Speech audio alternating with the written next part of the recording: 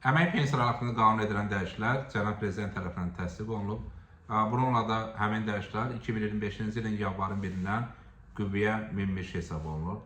Yeni dəyişikliklərə əsasən güzəştli şərtlərlə pensiyalan vətəndaşlarımızın güzəşt müddətində pensiya məbləğləri dövlət büdcəsi hesabına ödəniləcək.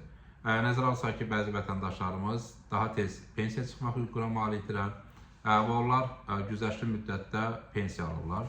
Məsələn, çox uşaqlı ailələrdə analar, bir sıralarda isə atalar 5 il daha tez pensiyaya çıxırlar. Bu deməkdir ki, bu hüquqdan analar istifadə etdiyi halda 59 yaşında, atalar istifadə etdiyi halda isə 65 deyil, 60 yaşında pensiya hüququ qazanırlar.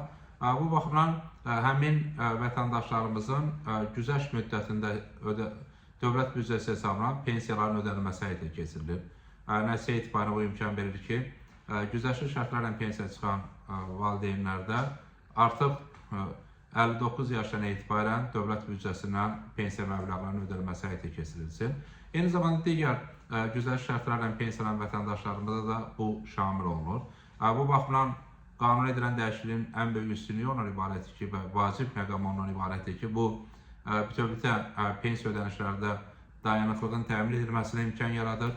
Dövlət büdcəsi hesabına pensiyaların ödənilməsi maliyyə dayanıqlığı baxımından vacibdir. Çünki bu zaman pensiya ödənişləri ilə bağlı xərclər hər ilin dövlət büdcəsində nəzərə alınır və nəticə etibarı ilə bütövlükdə pensiya sisteminin dayanıqlığının möhkəmləndirilməsinə imkan yaradır.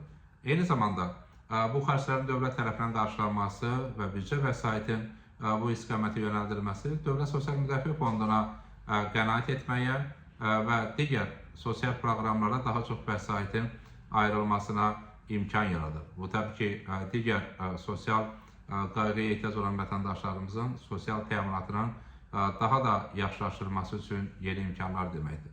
O baxımdan qanunvericilik edilən və artıq Cənab Prezident tərəfindən təsdiq olunan dəyişikliklər mütərəqqi xarakter daşımaqla yanaşı, bütövlükdə pensiya təminatı sisteminin dayanıqlığının möhkəmlənməsinə, daha tez pensiya hüququ alan vətəndaşlarımızın pensiya məbləğlərinin dövlət büdcəsi hesabına ödənilməsinə imkan yaradacaq.